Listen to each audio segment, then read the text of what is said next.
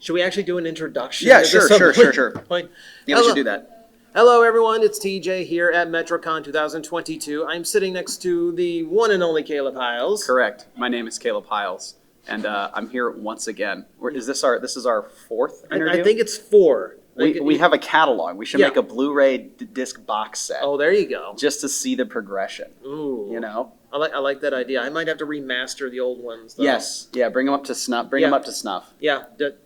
Someone tell me how to AI upscale. Mm-hmm. I don't know how to do that yet. That's a big thing now. AI images are big. That's since last year. AI images. Oh, yeah. They're taking over. Oh, I've seen the cursed images. Have you done the DALL-E yet? I did a video for DALL-E. Did you? Yeah, because I let people on Twitter and my Patreon give me prompts. Sure. Just to come up with whatever curses they Oh my devise. gosh. No, it's great. It's actually, it just increasingly gets more and more impressive too.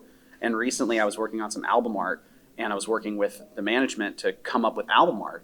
And we were trying to work through what the idea was going to be. It was more of a conceptual, abstract idea. And I just wrote the thought I had with some prompts into like one of the cheaper, not even cheaper, one of the more basic AI things. And it came up with 4 pieces, and I was like, that one. Like, I want that kind of idea. And then I sent that to the artist, and they're like, oh yeah, we can totally work with that. And I was like, this is like how, like, I'm going to do that. Like, that's how I'm going to do things. I'm not necessarily going to be using AI images for all of my art, but like, if it can be a starting point for getting the concepts around and like presenting kind of what you're thinking, like, that's some like dream level, like sci-fi business. Like, that's like projecting your dreams onto a board. Like, people have thought that when they dream at night. It's like this close to doing that, and that's absurd. Yeah, I haven't heard of it used like that. Yeah. People just use it to make cursed images of Colonel Sanders at McDonald's. Dude, no, the next right. The next step is the practicality, is the practical implementation of it. Right. And I literally used it in a practical purpose for like a release. So it's already gotten usage. That's brilliant. Yeah, that's a new thing in our world that's taken place. Right. So what release though? Oh, it's an original song coming out in August. August 6th?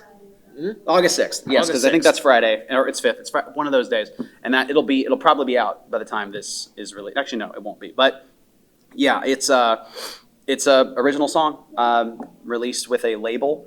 I signed with a label to do an album, and it's very much a rock album. It's a hard rock album through and through. It'll be like 10-ish tracks long, and it is just a straight rock, like a rock musical theater kind of album. Mm-hmm. So it's conceptually different than my first original album, which was more alternative music and playing around with genres. This one's like, what are the things Caleb is known for? Musical theater and rock music. So it's just a combination of both of those things. I'm working on it with Jonathan Young. I'm working on it with a producer named Howard Benson and Neil Sanderson of 3 Days Grace. So it's a mega collab project. The label is very independently run. They're trying to break away from industry norms. And this new song is really, really cool, really great. Wrote it with Jonathan and Neil Sanderson. And it's a really great song. We worked on it on Twitch a little bit, just to show how the process is. But the album art for it's really dope. So that process is moving along. In fact, it's coming up sooner than I'm ready for it because I'm doing all these other things. So I'm like, I got to make time to promote it. And so it's like, I've learned a lot working with them over the past year. It's been nutty. So that's what that one's for. Nice. I have to go back to your Twitch archives and see it now. Yes, it's in there somewhere. I think we streamed it on Jonathan's channel, but it's in there somewhere. Yeah. He's been really active on Twitch. I feel bad. I've just been lurking in your chat. Dude, that's lurking is like perfectly. I do that all the time. Like, lurking is needed. You need lurkers. Yeah. Otherwise, what do we do? You know, like, do I interact with my television when I watch it? No. I just do. I watch it and I keep my mouth shut. So like when I'm watching an entertainer and they're entertaining, doesn't necessarily mean I want to interact, right? I know there's the opportunity for a one-to-one communication, but what if I don't want it? I'm just as valid of a viewer to you as one who speaks with you. Yeah, but I know you. Yeah, that's fair. That's fair. But like, I mean, if you're just enjoying the stream or just hanging out or you're working on something else, I do those exact same things. It's almost like someone's in the room with you. You have someone hanging out. You have a company, so to speak. Yeah. The idea is, I often view Twitch like having good company around you. Yeah. So that's why I enjoy Twitch in some ways. It's difficult because I want to do more Twitch, but in a lot of cases, I don't have the social energy for it. And Twitch is that kind of a platform. You do need some kind of social energy. Yeah. And I'm not necessarily always want to talk or interact. And sometimes I'm like, man, I'm not entertaining right now. Like if I'm in a talkative mood, then it's fun and entertaining because I'm engaging and I'm talking about something that's on my mind. But if I don't have that, I'm just like, what else is going on? Like that's what I'm literally just empty. And I'm like, maybe I shouldn't try to make this a thing. I feel like I'd gas myself out completely. Isn't that weird? Sorry, I'm like spitting, but I'm like, isn't it weird that a lot of Twitch personalities would probably label themselves as introverted, yet it takes to be like really active on Twitch. I think it takes an exceptional amount of extroversion. Yeah. Like even in the midst of feeling related to within your introversion, even if you have a large audience, I'm like, man, I think you might actually be extroverted. I just think you needed to find people that liked you, and understood you. There's something different though about if I go on Twitch, I'm TJOmega. Yeah. I'm not Tyler. Yeah. Oh, sure. It is a mask you put on. You're not staring at faces, even though there's there's dozens or hundreds or whatever it is. Yeah. It's a different comfort level. That's fair. Someone would say the mask that you put on when you go onto Twitch is actually the real you. When you go out into the world, that's when you wear the mask. Because when you're behind the screen, you're sort of freed up for a lot of people. That's when you feel that freedom to because you're going to be more accepted. So you're willing to. Yeah, the people are there for you. They understand you. So that's actually a salient point. Yeah. I like that. So, but that's why it's like I don't even think it's necessarily that it's like you're not extroverted. It's just you're around a bunch of people that don't get you and don't understand you, and you feel like you can't be yourself around a certain social dynamic, so you choose introversion. But the moment that you're in a place where you feel like you can be completely you, all of a sudden you're more open, and it sort of looks a little bit like extroversion. Right. But no, I think everybody's actually kind of a mixture of both. I mean, there are people who are way on the other side of one or the other, but I think majority falls somewhere in like a 60-40 percentage, a 70-30. That's where I think most people that's where I lie. Yeah. For me, it's situational. Absolutely. Like here, I will talk to everyone. I will jump in, but you put me in like a small group, and I'm just like. Oh, you get in the small dude. When I get in the small group, that's when I open up. If you throw me in a room with 3 or 5 people, that's when I'm most extroverted. It's whenever I'm in a large group that I sort of choose to naturally just kind of fade into the background. I'm like, whenever I'm needed or talked to, that's what I will speak. I don't like to hit the spotlight in that regard. Yeah, there's something about a small group that just makes me feel like I don't want to jump into anyone's conversation. Oh, really? Wow. But when it's in a big group, it's like everyone's jumping into everything. That's interesting. Yeah. There's definitely a mindset to how introverted, extroverted you are. I think I protect myself by not jumping, because if it's a large group, the chances of me being talked over are significantly higher. So I don't want to put myself out there, because if then I get talked over, then I had nothing important to say, and then I feel worse about myself. So I'm just going to keep it to myself. But in a smaller setting, it's like you can't ignore me. But if you do, it looks really bad on you. So I'm guarding myself. That's I think maybe people, if they're hearing that, relate to that. Right. I think I'm hedging my bets is the phrase I would use. Hedging my bets on my self-worth. Right. I didn't mean to spin off in that direction. No, that's where perfect. It went. It's fine. It's fine. That's why I don't prep. It's like it's natural. This is natural. After 4 years, it just what will the conversation be? Right. That's the fun. I have no idea what direction. I should probably ask you something pertinent at some point. Sure. Yeah. Anything. I mean, you can go to old classic questions. You can try to spin something different. It's up to you, man. Yeah. So let's see. Caleb, what are you doing on YouTube these days? Period. All right. That's a very always relevant question. Yeah. Because it is not always the same. Doing on YouTube, I've really been playing around with This year in particular, I've been playing around with the algorithm a lot more. And Oh. I know, right? I'm getting tired of this job, so I'm just like, let's just roll the dice. Right. No, well, when I say that, I mean I'm uploading less. Yeah. So I'm not as active in the uploading, but that doesn't mean I'm less active creatively. I mean, I'm working on another original album. I've actually written some music for a couple of other projects. I've done professional work with Wizards of the Coast and Magic the Gathering. I've done some video games. I was in a choir part for Made in Abyss, the anime. I sang in an anime, so that's kind of cool. Like, and so I'm doing a lot. I'm very busy. But when it comes to my YouTube channel, I've definitely, thrown it on the back burner, if you will. So it's not that I'm not active with it. It's not that I'm not wanting to do more with it. I'm just trying to see what I can, for lack of a better phrase, I'm trying to see what I can get away with in terms of making YouTube a little bit further back in my thinking and to, excuse me, golly, burp all the talking, the air comes in. I'm trying to see what I can not, how little can I do and have my channel not and have the YouTube algorithm not hate me. Right. I've been usually uploading 2 a month. I'm probably going to move that back to 3 a month because it is having negative ramifications, only uploading 2. And some would say, well, duh, you're uploading less, so you're going to get less views. But that wasn't the case for a while. I would have videos perform exceptionally well, and I would just leave them be, and the views would maintain. And then I'd put another video out, and they'd go up a little bit, and then they'd maintain. So I was thinking, okay, well, maybe I can continue that pattern of 2 videos after a video's done well enough.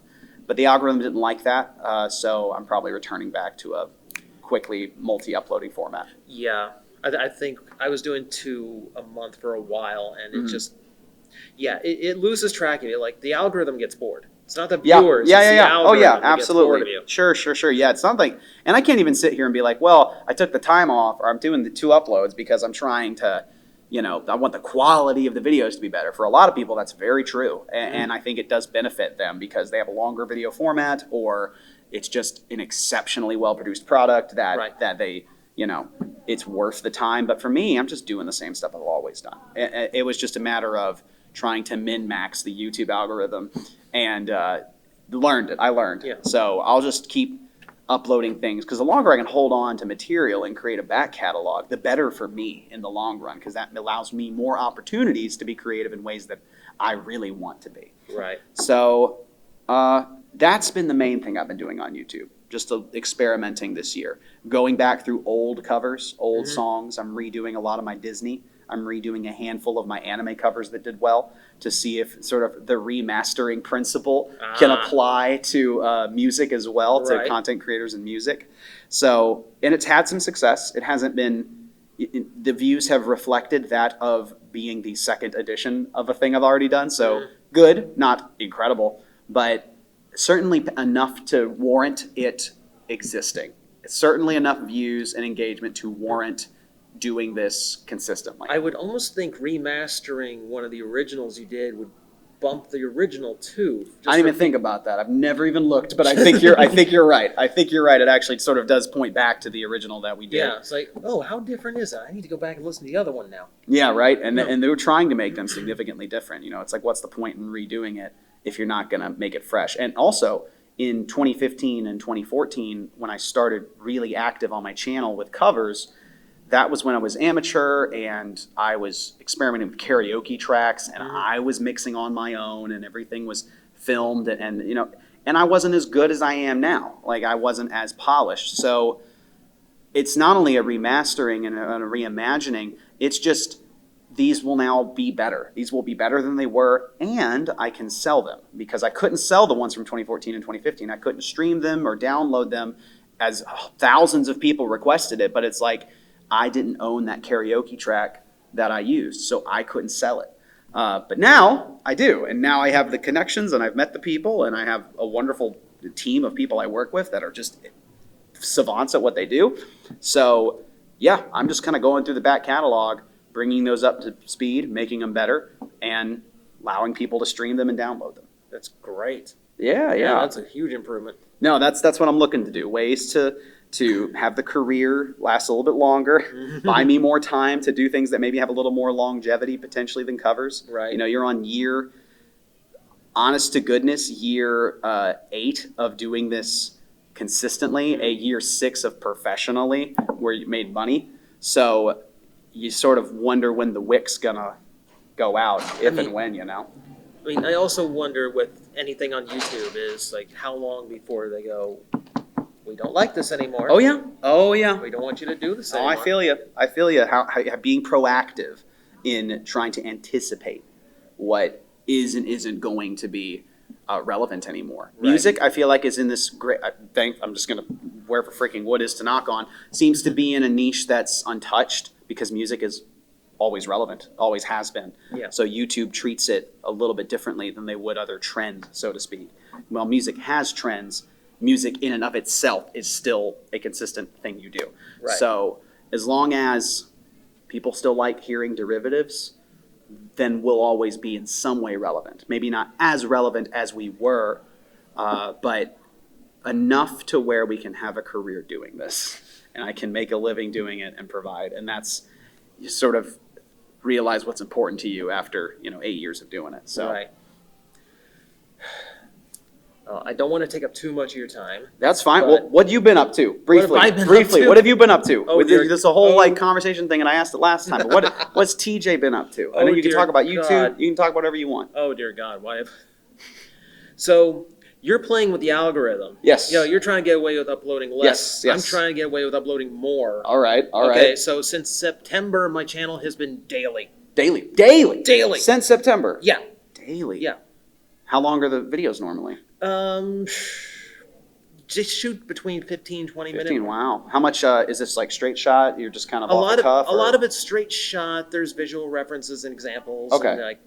And and that's mostly like week filler things. And then I've got scripted review stuff, or I've got like more long form opinion pieces that have more visuals to them. Wow, dude. But how has it been doing for you? I mean, it's fantastic. Oh, great. Yeah. Like all my numbers are up. Like my channel's kind of slogging subscriber wise, and now I've just been jumping like huge margins. Dude, that's wonderful, man. Yeah, it's wonderful. That's so cool. Well, I mean, there's something to be said if you have fans that like what you do, even if it's a handful. If you give them more of it, they'll watch more of it. Yeah. So more views go up. The more videos, the more opportunities presented to them, the more views will go. And then there's also the idea that, maybe the algorithm will grab one of them. Right. Maybe it'll grab this. Maybe I hit the right idea here, Yeah. maybe not here. And if you upload since September daily? 10 months, yeah. Oh my gosh. And some days it's 2. 2? I did a Patreon thing that. Well, okay, so you got a Patreon then. Yeah, I've got a Patreon. Okay, I think I knew that. Yeah. But, okay, then I'm assuming that's gone well too. Yeah. Oh, yeah, that's man. been fantastic too. Thank you guys, by the way. Dang, dude. Well, I'm freaking super happy for you. And I'm gonna give you advice because you're doing your stuff and you're making it happen, dude. That's super cool. Yeah. Daily. Yeah. I'm sorry, I just can't get it up. Daily. Are you a one-man editing team, I presume? Yeah. Godspeed. You are a triumph. You know what it was? It was getting to know Iron Mouse. Uh-huh. And through all the things she goes through and the hand that life dealt her, and she's doing so many amazing things. What is my excuse for slacking? It's definitely inspiring. It is. It can get you motivated. Yeah. Dang, dude. Well, congrats, by the way. Thank you. Congrats on it. I'll tune in. I'll have to watch some more. Every now and then I check on your channel, see what you're doing, and see what's there. And if obviously this has been daily for a long time, I have a lot to catch up on. Yeah. I have a lot.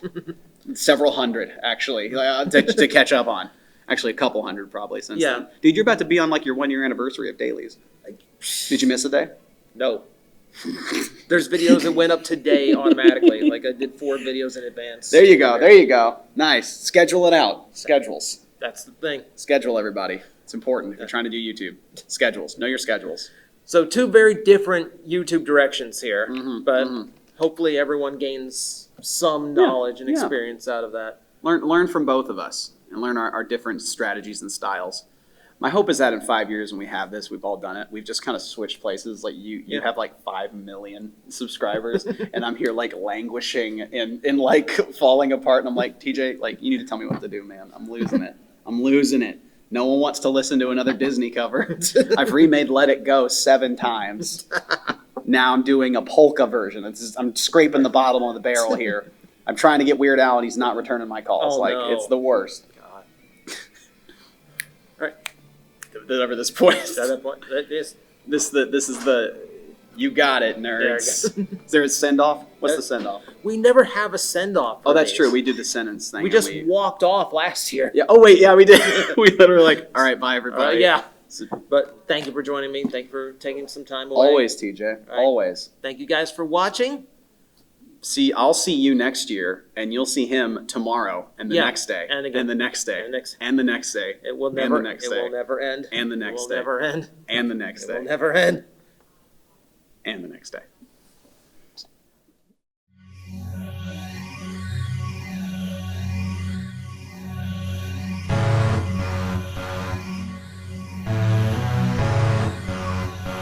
Blah, blah, blah, blah, blah.